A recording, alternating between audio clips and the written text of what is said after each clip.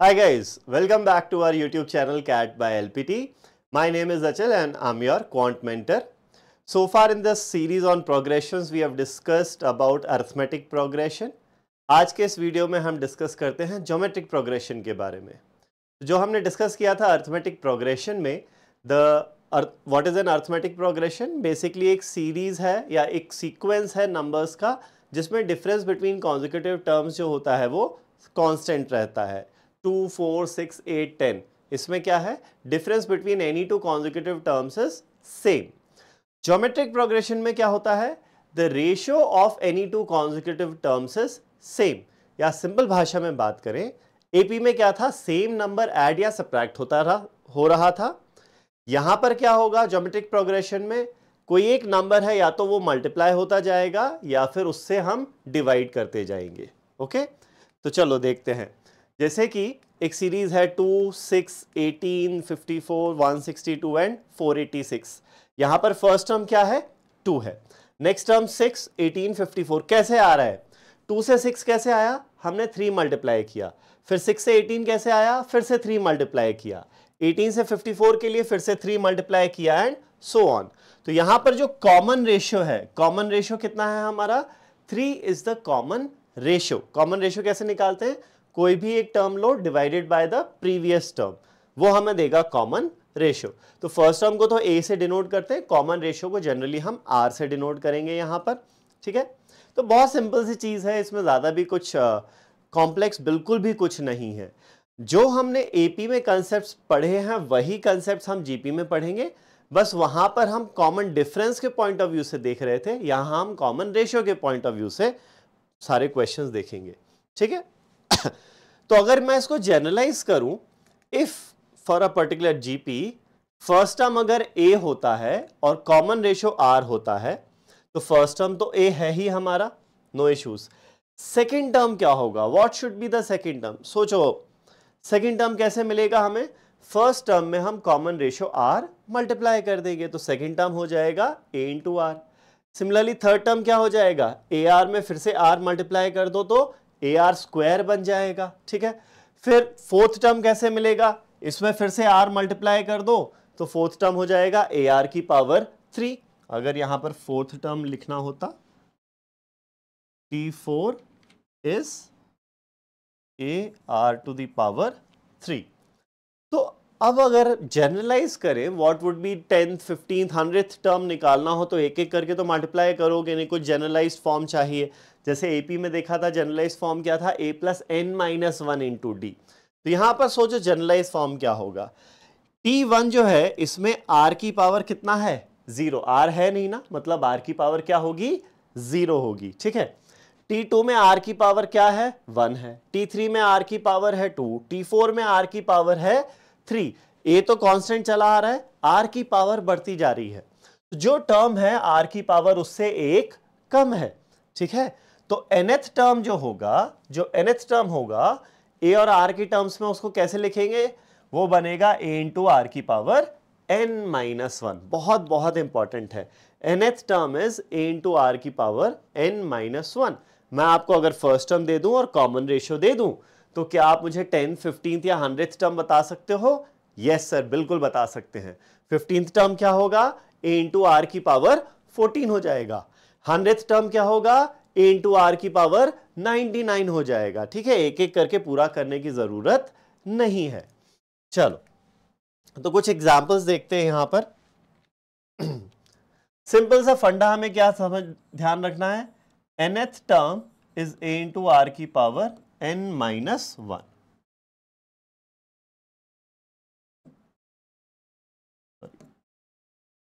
n minus 1. ठीक है, ये चीज का ध्यान रखेंगे. चलो, तो एक एक करके एग्जांपल्स देखते हैं. First example 2, 4, 8, 16. इसमें 15th टर्म बताना है. तो यहां पर देखो, फर्स्ट टर्म क्या है? 2 है, और जो कॉमन रेशियो है वो क्या है? 4/2 which is 2. Common ratio is 2. तो 15th टर्म, A15 मतलब 15th टर्म बताना है. 15th टर्म क्या होगा यहां पर? a इंटू आर की पावर 15 माइनस 1, यानी a है 2, r है 2 की पावर 14. तो ये हो जाएगा 2 to the power 15 effectively. 15th term is 2 की पावर 15। ओके, चलो नेक्स्ट देखते हैं B part of this question.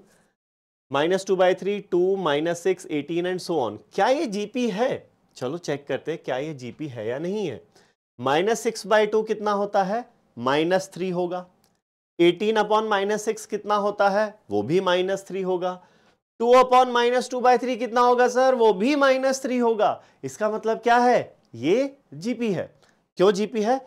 Ratio of any two consecutive terms is constant which is -3। तो कॉमन रेशियो कितना है यहां पर? -3। Mind you common ratio positive, negative, 1 से बड़ा, 1 से छोटा कुछ भी हो सकता है, ठीक है, बस जीरो नहीं होना चाहिए ऑब्वियसली। जीरो हो गया तो सारे ही टर्म जीरो हो जाएंगे, फिर तो कोई जीपी का मतलब ही नहीं रहा। फर्स्ट टर्म क्या है यहां पर? First term is -2/3। निकालना क्या है? 10th टर्म, ठीक है।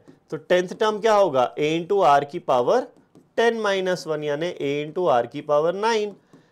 a कितना है? a है -2/3 और r कितना है? -3 की पावर 9। अब देखो भाई, नेगेटिव नंबर की पावर कैसी है? ऑड है, तो वो नंबर नेगेटिव ही रहेगा। तो ये नेगेटिव और ये नेगेटिव प्रोडक्ट होके पॉजिटिव बन जाएगा, तो ये हो जाएगा 2/3 इंटू 3 की पावर 9। एक पावर कैंसिल आउट होगी, ये डिनोमिनेटर के 3 के कारण बचेगी 8। So this comes out to be 2 into 3 की पावर 8। ठीक है, तो यहां पर सॉरी 10th टर्म क्या है? 2 इंटू 3 की पावर 8 हो जाएगा। Okay fine, next C part देखते हैं। 1/16, 1/8, 1/4, 1/2 से लेके 131,072। अरे बाप रे, बहुत इतना बड़ा नंबर। तो क्या ये जीपी है? पहले चेक करते हैं। 1/8/1/16 will be 2। 1/4/1/8 will be again 2. 1/2/1/4 is again 2. Basically 2 multiply होता जा रहा है, दिख रहा है वो, ठीक है। तो यहां पर फर्स्ट टर्म क्या है? 1/16 and the common ratio is 2। और हमें एक टर्म दिया हुआ है, आखिरी टर्म दिया हुआ है सीरीज का। nth टर्म कितना है? 131,072। हमें बताना यह है कि कितने टर्म्स हैं इस प्रोग्रेशन में, इस ज्योमेट्रिक प्रोग्रेशन में कितने टर्म्स हैं। तो ये जो nth टर्म है 131,072, ये क्या होगा? First term which is 1/16 into common ratio की पावर n-1। तो अब देखो इतना समझ में आना चाहिए, 16 जो है ये भी 2 की पावर होता है। 16 क्या होता है? 2 की पावर 4 होता है ना। 131,072 क्या होता है? ये भी कुछ 2 की पावर ही कुछ होगा, क्योंकि ये 2 की पावर समथिंग बनेगा। n has to be an integer. इसको चलो ऐसे लिख लेते हैं, 2 की पावर n-1 इज 131,072 इंटू 16, जो कि है 2 की पावर 4। तो राइट साइड 2 की पावर कुछ इंटीजर है, ये भी 2 की पावर इंटीजर है, इसको भी 2 का पावर इंटीजर होना पड़ेगा। तो थोड़ा सा मेहनत करना पड़ेगा यहाँ पर। Let's try to figure out के 131,072 जो है, 131,072 जो है, ये 2 की कौन सी पावर बनेगा? ठीक है, तो चलो ये 8 से डिवाइड करते हैं इसको। 8 से डिवाइड करेंगे, 8 से जाएगा 1 टाइम 51, 8 6 48 बचेगा 30, 8 3 ज़ा 24 बचेगा 67, 8 8 ज़ा 64, फिर 4 आ गया 16384। ठीक है, इसको फिर से 8 से डिवाइड करते हैं तो ये बन जाएगा 20438। ठीक है, तो ये हो गया 2 क्यूब, ये हो गया 2 क्यूब, और 2048 हमें पता है 2 की पावर 11 होता है। तो ये जो है ना 131,072, ये क्या हो गया? 2 की पावर 3 3 6 और 11 17, 2 की पावर 17 हो गया ये। ठीक, तो ये हो गया 2 की पावर 17 इंटू 2 की power 4 is this whole thing. तो 2 की पावर 17 प्लस 4 21 इज 2 की पावर n-1। तो 21 भैया इज इक्वल टू n-1, तो n की वैल्यू क्या हो गई? 22 हो गई। n कितना आ गया हमारा यहाँ पर? 22 आ गया। ठीक है, तो कौन सा टर्म है? ये वाला जो टर्म है इस पूरी सीरीज का 22nd टर्म है ये, है ना। चलो नेक्स्ट देखते हैं। 59049 19683। अरे बाप रे, इतने सब बड़े बड़े नंबर्स। इसमें हमें निकालना है 8th टर्म क्या होगा। तो सबसे पहले ये कौन सा है? डी, है ना। तो फर्स्ट टर्म हियर इज 59049। ठीक, 59049।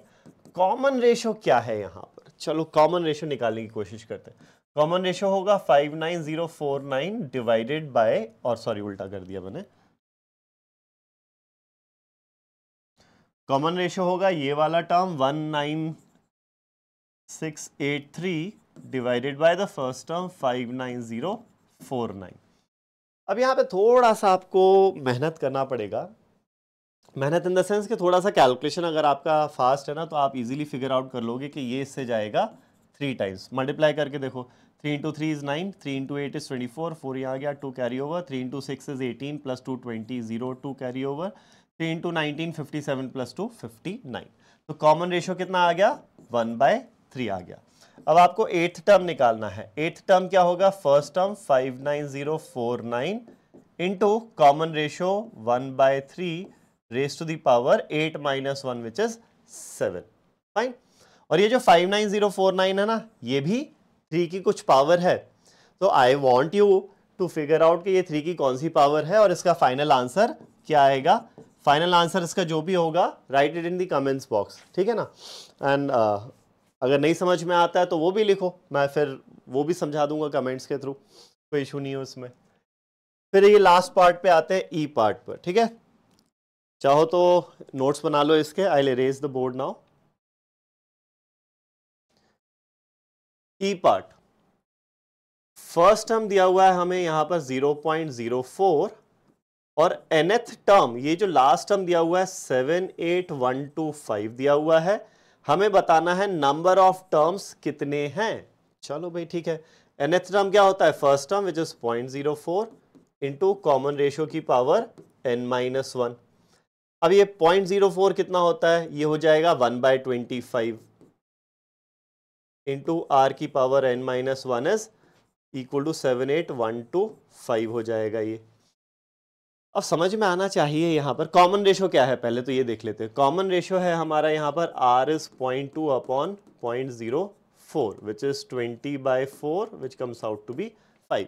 कॉमन रेशियो 5 है, तो ये जो इक्वेशन है ना अपनी, ये क्या बन जाती है, 78125 इंटू 25 इज 5 का स्क्वायर इज कॉमन रेशियो 5 की पावर n-1।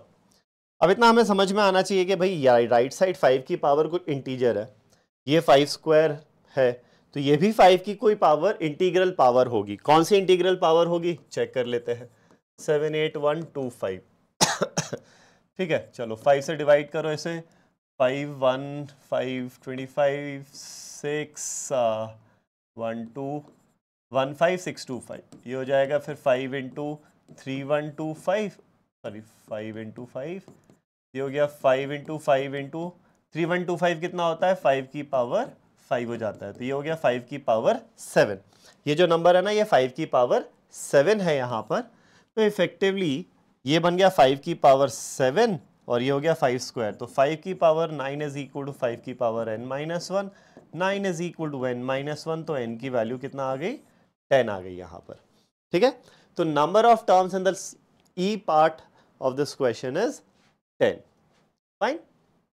चलो आगे बढ़ते हैं, नेक्स्ट देखते हैं। Find the fourth term from the end in this GP.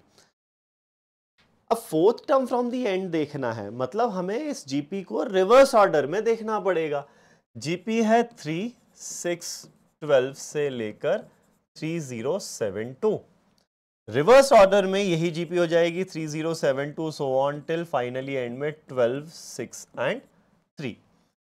अब ये जो जीपी है, इस जीपी का कॉमन रेशियो कितना है, 6/3 यानी कि 2। अब अगर ओरिजिनल जीपी का कॉमन रेशियो 2 है तो रिवर्स ऑर्डर में कॉमन रेशियो क्या हो जाएगा, आगे जाने के लिए 2 से मल्टीप्लाई कर रहे हो तो भाई ये बताओ वापस आने के लिए क्या करोगे, 2 से डिवाइड करोगे, राइट। तो कॉमन रेशियो वापस आने के लिए क्या हो जाएगा, 1/2 हो जाएगा। तो नेक्स्ट टर्म के लिए क्या मल्टीप्लाई करेंगे हम, इसमें 3072 में 1/2 मल्टीप्लाई करेंगे, ठीक है ना।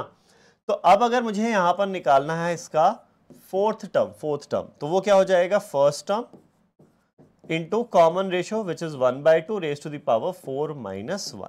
सो 3072 डिवाइडेड बाय ये हो जाएगा 2 क्यूब 8, ठीक है।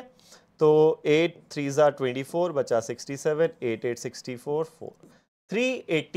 4 384 ऑप्शन ए हमारा करेक्ट आंसर है यहां पर, ठीक है। Make sure you understand this very well. अगर कहीं भी कोई भी इशू रहता है तो do let me know in the comment section, and जो भी आपका डाउट होगा I will try to take care of it, ठीक है ना। चलो next question, in a GP the 8th term is square of the 5th term. अरे भाई ये क्या हो गया, 8th term is square of something, square of what, the 5th term. चलो ये बोला हुआ है, ठीक सर, आगे क्या, फाइंड द सेकेंड टर्म, निकालना हमें है सेकेंड टर्म क्या होगा, if neither the first term nor the common ratio is 0। First term 0 नहीं होना चाहिए ऑब्वियसली, वरना तो सारे ही टर्म 0 हो जाएंगे, है ना। चलो ये दिया हुआ है आपको, आपको निकालना है सेकेंड टर्म। सेकेंड टर्म क्या होगा, if I assume the first term to be a and the common ratio, ये क्या हुआ, हाँ कॉमन रेशियो r मान लेते हैं और फर्स्ट टर्म है a, तो इन दैट केस निकालना मुझे सेकेंड टर्म है। सेकेंड टर्म यानी a इंटू आर की power 2 minus 1, that means I have to calculate a into r, इसको भूल जाओ, a इंटू आर कैलकुलेट करना है, ठीक है। चलो देखते हैं यहाँ पर 8th टर्म क्या होगा, a इंटू आर की power 7, this is equal to 5th term का स्क्वायर, 5th टर्म क्या होगा, a इंटू आर की पावर 4, तो a इंटू आर की power 7 is a square into r की पावर 4 का स्क्वायर इज आर की पावर 8, तो a स्क्वायर की एक पावर ये कैंसिल आउट हो जाएगी और r की पावर 8 इससे कैंसिल आउट होके 1 बचेगी, ये हो जाएगा 1 इज इक्वल टू एक a बचेगा और एक r बचेगा।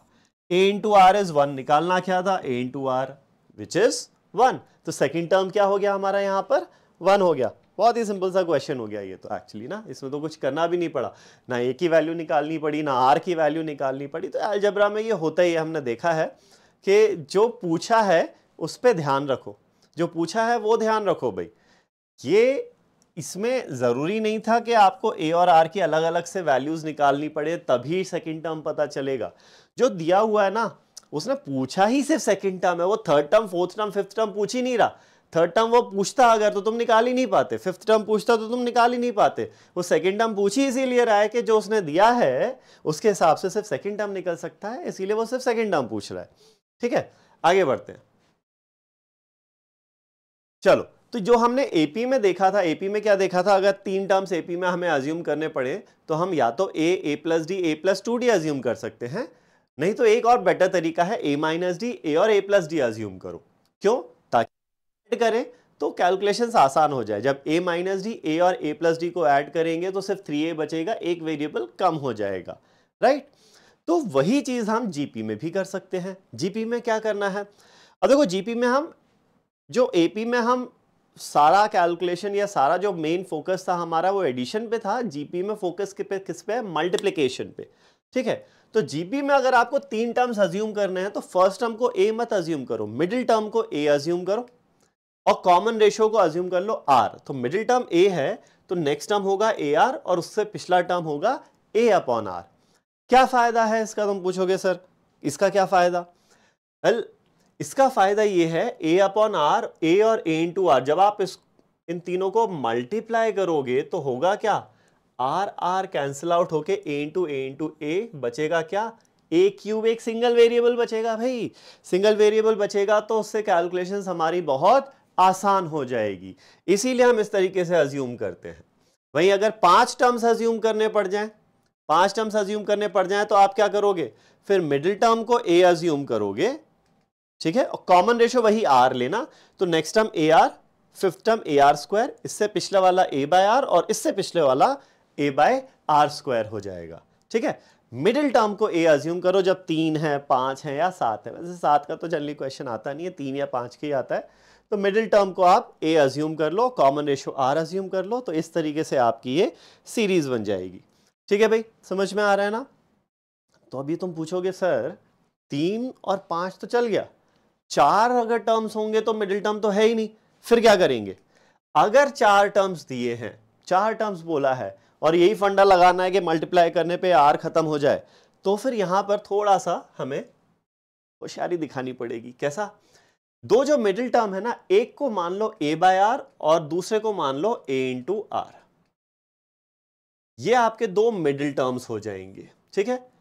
लेकिन अभी होशियारी तो दिखाई, इसमें फिर हमें एक चीज का ध्यान रखना पड़ेगा, कॉमन रेशियो क्या है, a r upon a by r करोगे तो common ratio is r square, बस इस चीज का ध्यान रखना है यहां पर।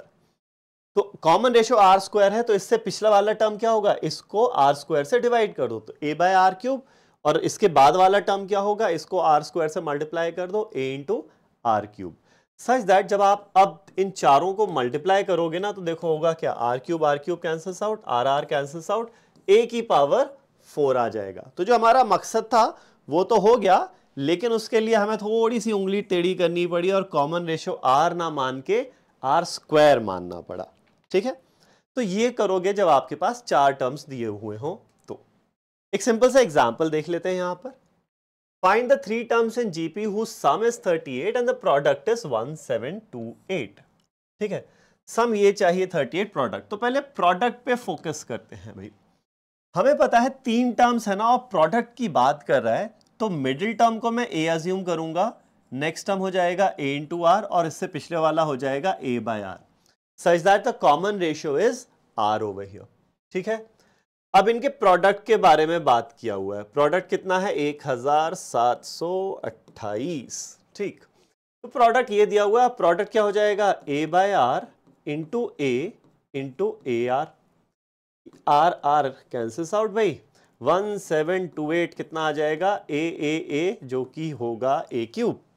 अब 1728 ए क्यूब हो गया, ये क्यूब आ रहा है इधर, 1728 याद है, पहचानते हो इसको, 1728 क्या होता है, क्यूब आ रहा है तो दिमाग चलना चाहिए, 1728 होता है 12 का क्यूब जो कि है ए क्यूब। तो ए क्यूब अगर 12 है तो ए की वैल्यू क्या होगी 12, क्यूब है ना तो प्लस माइनस नहीं लेंगे, जो यहाँ का साइन है वही आएगा, तो ए की वैल्यू क्या आ गई 12 आ गई। फर्स्ट टर्म कितना आ गया भाई 12 is not the first term, sorry इसमें क्या है मिडिल टर्म है, मिडिल टर्म कितना आ गया 12 आ गया, लेकिन हमें तो कॉमन रेशियो भी चाहिए। ठीक है, तीनों टर्म्स निकालने ना हमें, तो मिडिल टर्म तो आ गया कितना है 12, बाकी 2 टर्म्स के लिए कॉमन रेशियो निकालना पड़ेगा। कॉमन रेशियो देख लेते हैं आप, एक ये भी तो इंफॉर्मेशन दी थी ना, सम कितना है 38, तो मतलब सम क्या होगा 12 बाय आर, फर्स्ट टर्म क्या होगा 12 बाय आर, नेक्स्ट टर्म है 12 और नेक्स्ट टर्म है 12 इंटू आर, ये जो सम है ना दिस सम इज 38। चलो, तो यहां से 12 बाय आर प्लस 12 आर, और ये 12 उधर जाएगा, बन जाएगा 26। ठीक है, 2 से डिवाइड कर देते हैं, 6 by r plus 6 r is equal to 13, r से मल्टीप्लाई कर दो, 6 प्लस 6 आर स्क्वायर माइनस और is equal to 13 r left में आएगा, तो ये 6 आर स्क्वायर, ये इधर आएगा minus 13 r plus 6 is equal to 0। अब hope you remember how to solve quadratic equations में हमने डिस्कस किया था shortcut method of calculating roots of a quadratic. ठीक है, तो स्प्लिटिंग द मिडिल टर्म से देखोगे तो -4 -9 आ जाएंगे, प्रोडक्ट 36 होना चाहिए, सम -13 होना चाहिए, तो -4 -9 आएंगे, divide by the coefficient of x square and change the sign. ठीक है, तो रूट्स क्या हो गए 2/3 या फिर 3/2, तो r की वैल्यू या तो 2/3 आएगी या फिर 3/2 आएगी। 2 अलग अलग आंसर्स आएंगे क्या, हाँ सबर करो, अभी देखो 2 अलग अलग आंसर्स, एक्चुअली 2 अलग आंसर है नहीं, इफेक्टिवली वो है तीनों नंबर सेम ही, बस ऑर्डर अलग है। तो यहां पर मिडिल टर्म तो 12 है, अगर मैं r की वैल्यू 2/3 लेता हूं तो नेक्स्ट टर्म क्या होगा 12 इंटू 2/3, 12 इंटू 2/3 हो जाएगा 8, और पिछला टर्म क्या होगा 12 अपॉन 2/3 जो कि हो जाएगा 18। तो r अगर 2/3 लेते हैं, r अगर 2/3 लेते हैं तो ये 3 टर्म्स हैं, वहीं r अगर 3/2 ले लें, r को 3/2 ले लें तो मिडिल टर्म 12 है, नेक्स्ट टर्म होगा 12 इंटू 3/2, 12 इंटू 3/2 कितना होगा 18, और पिछला टर्म हो जाएगा 12 अपॉन 3/2 जो कि हो जाएगा 8। तो देखो टर्म्स तो वही हैं 8 12 18, बस ऑर्डर चेंज हो रहा है, इसका रिवर्स ऑर्डर ये है या इसका रिवर्स ऑर्डर ये है। तो भाई 3 टर्म्स क्या हो गए 8 12 18 आर द 3 टर्म्स हियर।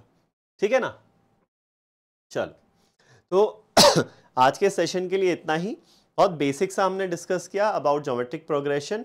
हमने देखा nth term of a geometric progression क्या होता है, नंबर ऑफ टर्म्स निकालने हो तो वो हम कैसे निकाल सकते हैं, ठीक है, सिंपल सिंपल सी चीजें हैं। नेक्स्ट वीडियो में will be discussing about sum and the product of a geometric progression, and उसके बाद हम देखेंगे इनफाइनाइट ज्योमेट्रिक प्रोग्रेशंस को कैसे डील करते हैं, राइट। तो अगर आपको ये वीडियो पसंद आया है तो please do like this video, it motivates us to bring quality content to you very regularly, and also share it with your friends जो CAT की तैयारी कर रहे हैं, right? So that's it for this video. Thank you.